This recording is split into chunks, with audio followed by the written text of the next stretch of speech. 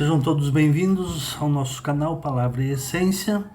Nosso objetivo aqui é sempre expor a Palavra de Deus, a Bíblia Sagrada, de modo que o ouvinte possa entender o texto bíblico e colocá-lo em prática na sua vida para o seu crescimento espiritual.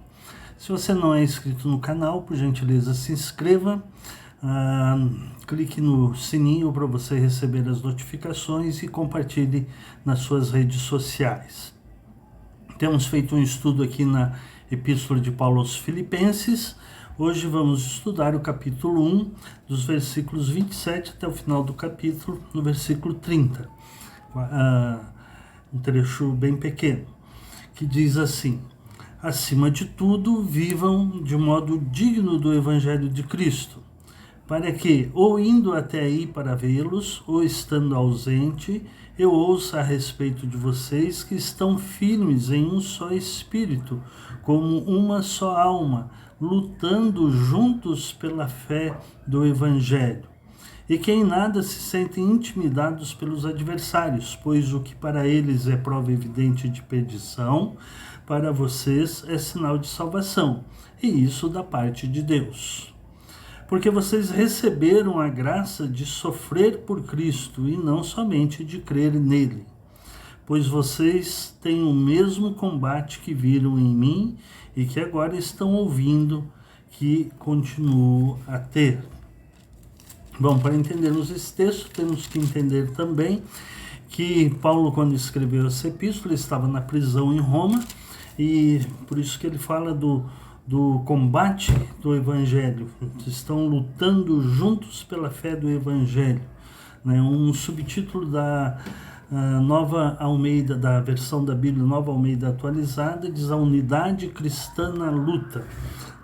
E ele começa dizendo: acima de tudo, vivam de modo digno do Evangelho. O que é viver do Evangelho de Cristo Jesus? O que é viver de modo digno do Evangelho? Paulo já usou essa expressão quando ele escreveu aos Efésios, que foi numa data próxima de quando ele escreveu aos Filipenses. Paulo usa a mesma expressão no capítulo 4 de Efésios, versículos 1 até o 3, que ele diz assim: por isso eu, o prisioneiro no Senhor, ele já estava preso em Roma quando escreveu Efésios também, peço que vocês vivam de maneira digna da vocação que foram chamados. A palavra vocação aqui dá a ideia de que foram chamados para a salvação em Cristo Jesus. E como é que é viver de maneira digna do Evangelho, como Paulo disse aos Filipenses, ou viver de maneira digna da vocação que foram chamados, conforme ele disse aos Efésios? Em Efésios ele descreve, no versículo 2, ele diz: com toda humildade e mansidão, com longanimidade, suportando uns aos outros em amor, fazendo tudo para preservar a unidade do Espírito no vínculo da paz. Viver de maneira digna do Evangelho implica em ter toda a humildade e mansidão, que são as características que Jesus mesmo disse a respeito dele, que é manso e humilde de coração. Vinde a mim os cansados e oprimidos, que eu os aliviarei, porque eu sou manso e humilde de coração. São duas qualidades que vão caracterizar a pessoa que vive de modo digno do Evangelho.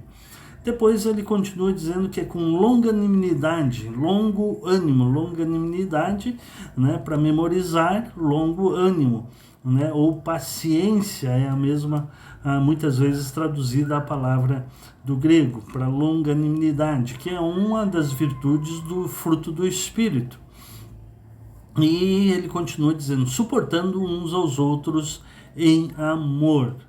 A palavra suportar aqui é suportar aqueles que estão querendo me fazer mal, que era o contexto, seja da igreja de Éfeso, seja da igreja dos Filipenses, que eles estavam sofrendo perseguições. E em Colossenses também, Paulo vai usar essa expressão, que devemos suportar uns aos outros. Lá em Colossenses era a ideia de suportar uns aos outros no convívio da igreja. Aqui dá mais a ideia de suportar aqueles que estão nos fazendo mal, querendo nos perseguir. E então ele diz suportando uns aos outros em amor, ou no temor do Senhor, como disse Paulo aos Colossenses, no temor do Senhor. E é a mesma ideia que Paulo tem em Efésios, ele também tem aqui os Filipenses, quando ele diz que para que, ou indo aí para vê-los, ou estando ausente, eu ouço a respeito de vocês que estão firmes em um só espírito, com uma só alma, lutando juntos pela fé do Evangelho. Ou seja, que vocês estejam unidos em Cristo, né, como uma só alma, um só espírito, lutando juntos pela fé do Evangelho. No texto de Efésios, ele diz, fazendo tudo para preservar a unidade do Espírito no vínculo da paz. Ou seja, a unidade da fé, ou a unidade cristã, ou a unidade cristã na luta precisa ser com um só espírito, com uma só alma, de uns para com os outros, e também manter a unidade do Espírito, aqui em Efésios é com letra maiúscula, então é o Espírito Santo, fazendo tudo para preservar a unidade do Espírito no vínculo da paz. Ou seja, se eu tenho humildade, mansidão, longanimidade e eu aprendo a suportar uns aos outros, eu tenho que aprender também a estar no poder do Espírito Santo, a estar firmes em um só Espírito e uma só alma, de uns para com os outros.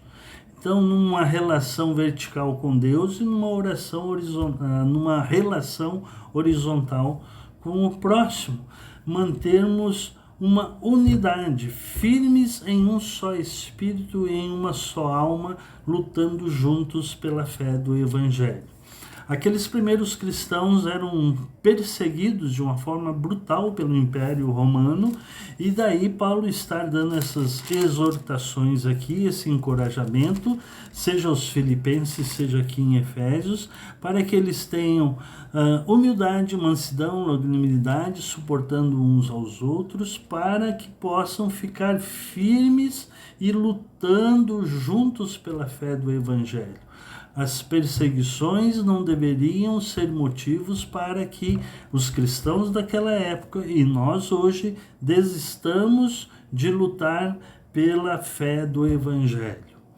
Na nossa realidade aqui brasileira é muito fácil ser cristão, que temos liberdade religiosa, mas não era a realidade daqueles crentes do primeiro século, seja dos crentes de Éfeso, seja dos crentes de Filipos. Eles eram extremamente perseguidos e Paulo está então aqui encorajando-os a permanecerem firmes em um só espírito, como uma só alma, lutando juntos pela fé do Evangelho.